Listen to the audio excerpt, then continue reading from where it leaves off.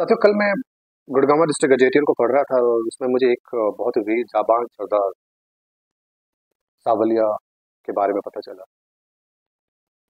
सावल सावलिया में वही है जिन्होंने मुगल बादशाह आलमगीर औरंगजेब के खिलाफ बहुत बड़ी बगावत की थी।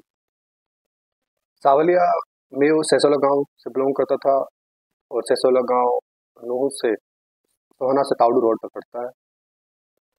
सावलिया में के बारे में कहा जाता है कि उसके पास 10,000 मेयों की एक आर्मी थी जो बहुत फुर्तीली थी, बहुत साहसी आर्मी थी।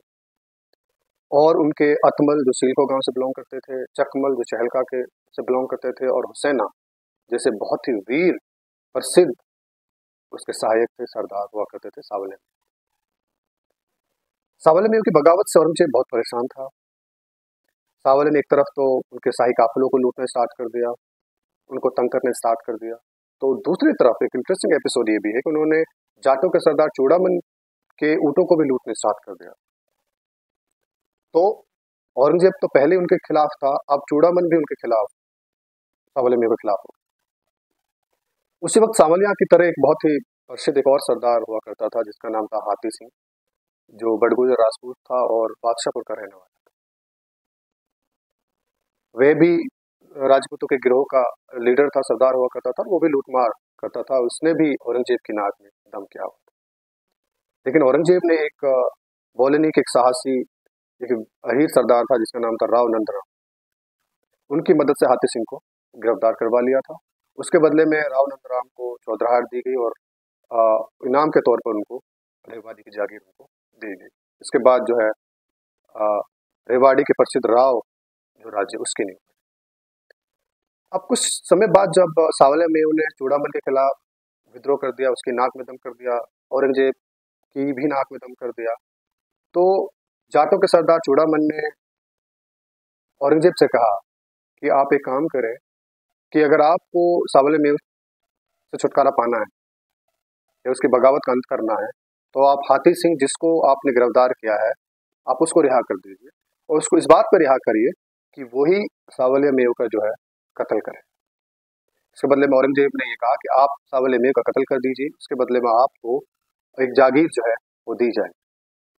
इसी के लिए हाथी सिंह ने बड़े ही धोखे से सावलिया मेव को बुलाया, खूब इसकी इज्जत की, आदर सत्कार किया, लेकिन रात में धोखे से हाथी सिंह ने उस बहादुर मेव सरदार सावलिया का कत्ल कर दिया। औरंगजेब ने, आप सोचिए कि सावलिया मेव के कत्ल की खुशी में, उसे छुटकारा मिलने की खुशी में हाथी सिंह को घासेड़ा उसके आसपास के 12 गांव की जागीर उनको दी, जिसमें मालव गांव भी था, नूह भी था और बाकी और 8-9-10 गांव थे।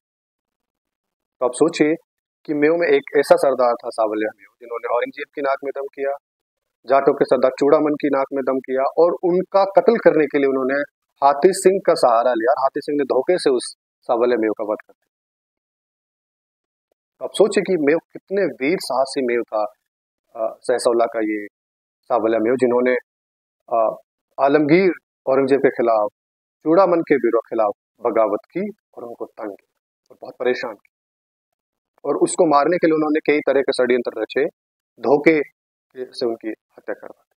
आज भी ये सहसौला का वीर जाबाज सरदार, मेवात की जो फोक कल्चर है, दोहे हैं, उनमें आज भी बड़े वीरता के साथ उसका नाम है। जैसे सिर पटके मूंडी गुणे सूरजमल की नार, ऊट सावलिया ले गयो चिल्ली पे सुमार, हम पूरे महाराज हैं लेर कहाँ छुप जाए, ले गो मेरो पहाड़ को रानी चराधर कर जाए।